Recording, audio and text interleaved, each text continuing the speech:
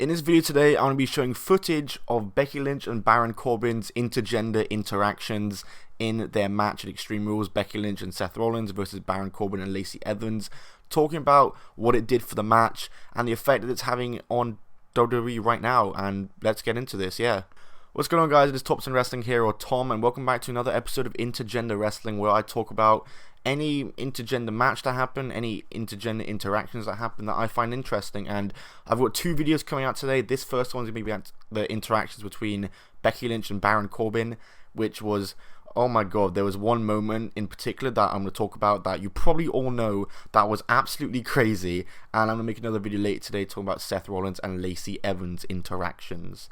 Like I said in the intro, I'm going to show footage of these interactions as well as some images to fill those gaps. But hopefully I don't get copyright claimed, and I hope you enjoyed this video. And what else was I going to say?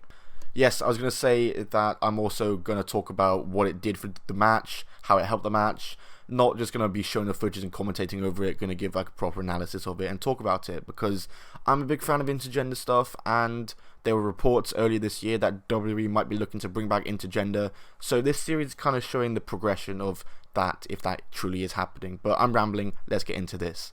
So the first moment between Becky Lynch and Baron Corbin took place early in the match when Becky Lynch hit a really cool dropkick onto Baron Corbin while he was holding a steel chair.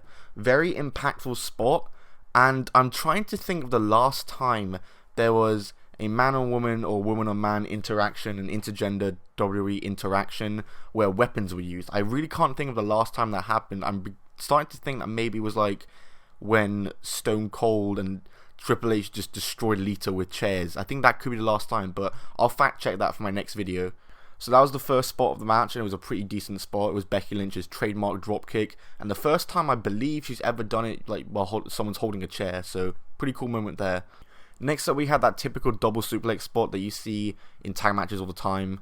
Obviously, you can't crazy link this between Becky Lynch on Baron Corbin, because Becky Lynch and Seth Rollins were both lifting up Baron and Lacey, and Becky wasn't even touching Baron. In fact, Seth Rollins had his arm around Lacey, so that's something I'll talk about in the next video. But yeah, there was obviously this moment that I just need to talk about at least. And then we had the big moment, but before that we had Becky Lynch breaking up a pinfall between Baron Corbin and Seth Rollins after Baron Corbin hit the deep six.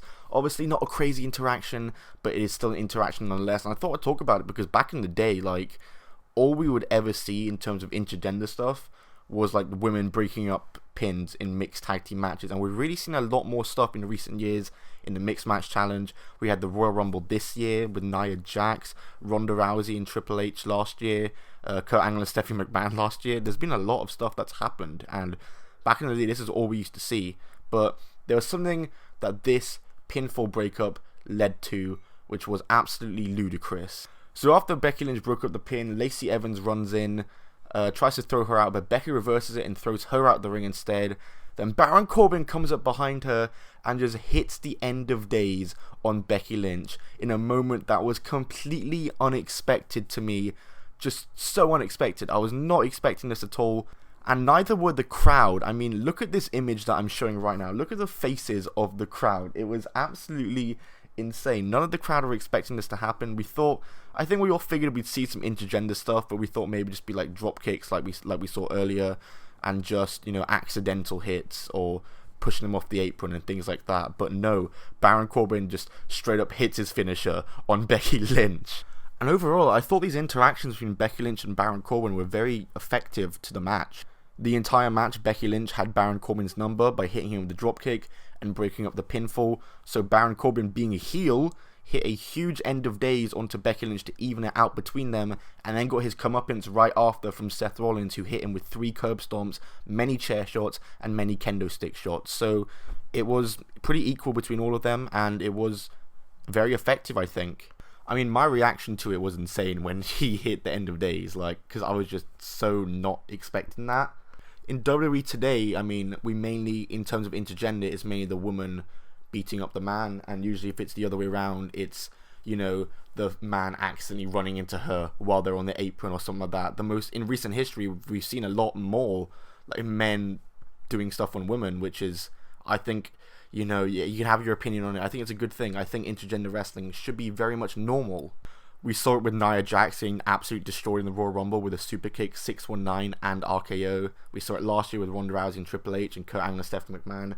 And then Baron Corbin hitting end of days was just, it was good because it got a huge reaction. He looked like a heel and then got his comeuppance from Seth Rollins right after. It worked. But that's going to do it for this video, guys. If you did enjoy it, then smack that like button. If you're new to the channel, be sure to hit that subscribe button and turn on post notifications on that notification bell, because YouTube is absolutely terrible with sub boxes and never seem to send my videos to sub boxes. Follow me on Twitter at Top 10 Wrestling. My Instagram is at I'm Tom Bell.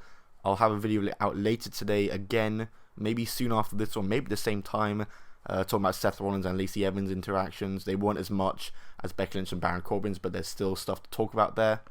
And let me know what WWE Intergender Wrestling moments, spots, you'd like me to talk about in future videos, whether it's past or recent stuff, because I'm planning on talking about maybe the CM Punk, Beth Phoenix stuff from back in the day at the Royal Rumble, and at live events as well, which some of you might not know about, to uncover those. But yeah, I'm rambling on.